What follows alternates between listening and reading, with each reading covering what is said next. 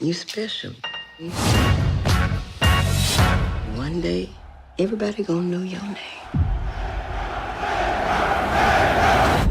Hello, welcome to What the Flick. Christy, Alonzo, Matt. We are all clearly not dressed formally enough or fancifully enough to talk about The Godfather of Soul, James Brown. We need chocolate brown leather vests. And bigger hair. So Alonzo, please describe Get On Up to us. Okay, yes. This is a music biopic from the director of The Help, and neither of which sounded like a movie I wanted to see, nor did the trailer make it look like anything that was going to be a non-routine, run-of-the-mill, post-walk hard music biopic.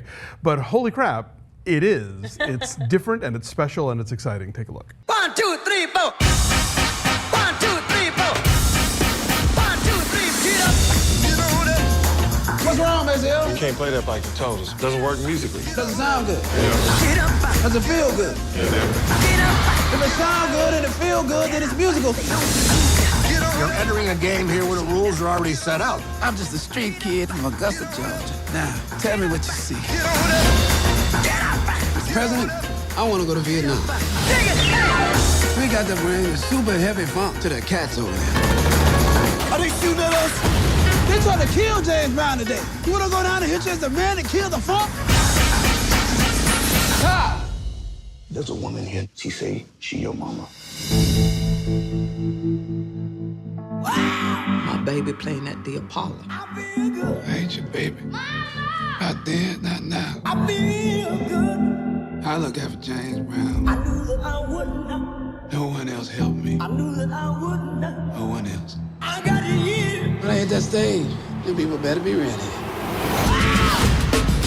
Every man in this band walk taller because they with James Brown.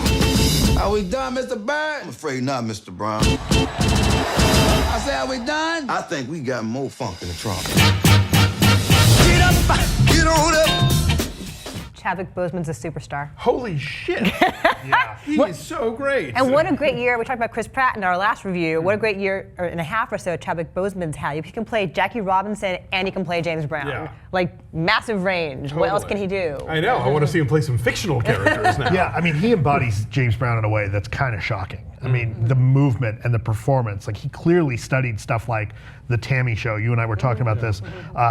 Those performances that he does, that we have all on tape, like he really just, you kind of forget you're watching someone other than James Brown. He really embodies the movement and kind of persona. Yeah, because he's lip syncing, but he's dancing. We were talking about that walking out. Like, I mean, we couldn't tell if he was lip syncing or singing, or it sounded like the actual recordings, but we didn't know for sure what the deal was. I don't know. I mean, look, I watched the closing credits of the film, and there were no vocal credits for him, so I'm assuming that he's lip syncing. Yeah, it's definitely James Brown singing, but the movement, like that dancing, that's all Boseman, and it's amazing. Yeah. It's absolutely dead on. They've done a lot with the hair and the makeup too to age him like James Brown, where toward the end it's just totally uncanny. And it's so hard, I think, to do the old man makeup right, as we've seen. Jersey Boys. I know. Well, you mentioned Jersey Boys. This does everything right that Jersey Boys does wrong. Throughout. Down to addressing the camera, down to the performances, the thing that makes an artist like this exciting. Tate Taylor gets it. Yes, right? he does. He does. I'm stunned because really I hated The Help, but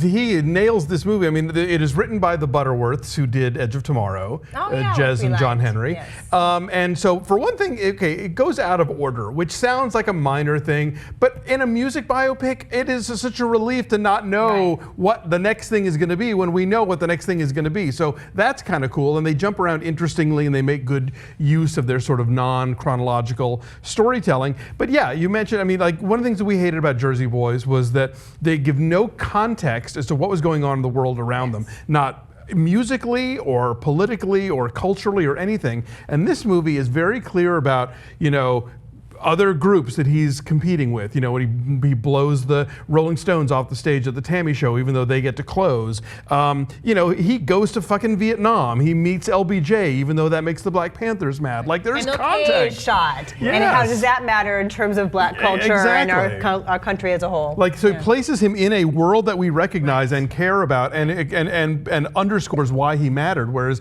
the Jersey Boys could have been set on the moon. Well, and one of the things I liked that this movie did was that when he turns to the camera, like it's kind of in line with the movie's subtle about showing that James Brown at times is a little off, right? Like he'll get distracted. Early on in the movie, he gets distracted and there's a bit of music and then he kind of snaps out of it, right? There's that scene in the store with the lecture where he comes in with the shotgun very early on. And there's a moment where all of a sudden the music starts and then he kind of stops and he's like, where was I? And he's back in the presence of the scene. And I think the movie plays with that. And it kind of, you know, as you see James Brown as a character, as a person, you realize like, it's not that he's not necessarily all there, but there's something else going on with him where he's not necessarily present all the time. And I think the movie uses that to kind of help explain away when he turns to the camera and says something like, maybe this is what's the internal monologue for him. And I liked the way that worked. And I liked that it jumped around.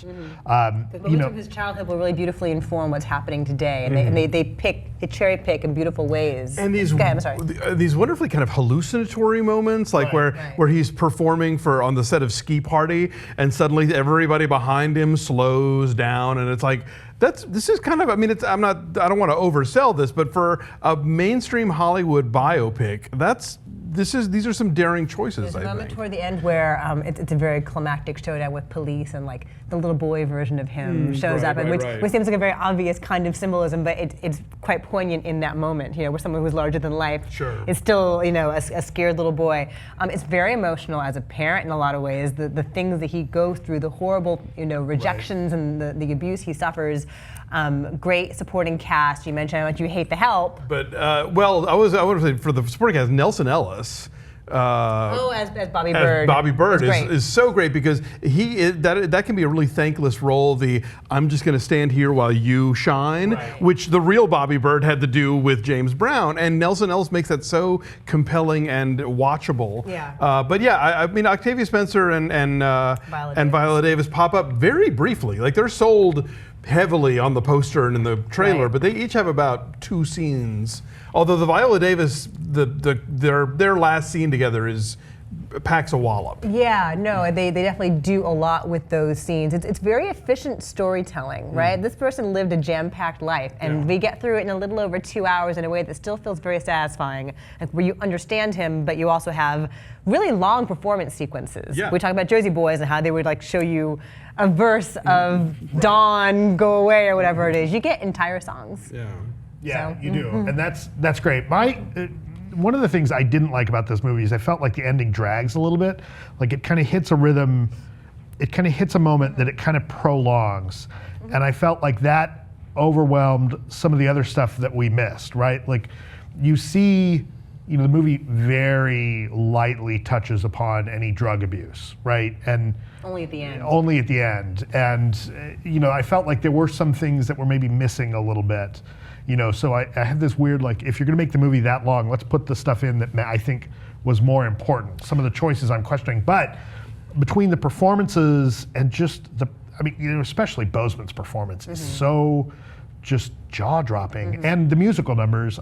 You know, again, like Guardians, I'm kind of willing to overlook a lot here. It doesn't deify him either, I would say. It's very warts and all. He's a bastard. He's an arrogant prick. And they show that. And you're still captivated. And on the one hand, like a really sort of makes a lot of shrewd business innovations, but then also once his main kind of money guy dies, makes a lot of really stupid ones, you know. So I mean, this is not a hagiography. They do a good balance. I was a little disappointed they do not reenact his performance in Rocky 3, but you know, Rocky 4. Sorry, but you can't have everything. So what are our numbers then, please, Matt Atchity? 7.5. Okay. I go 8.8. I was really delighted by this and surprised in a lot of ways. I give it an 8, so our average is an 8.1. It is where? About 77% right now on the Tomatometer. So yeah, it's really entertaining. Go enjoy it. Super funky.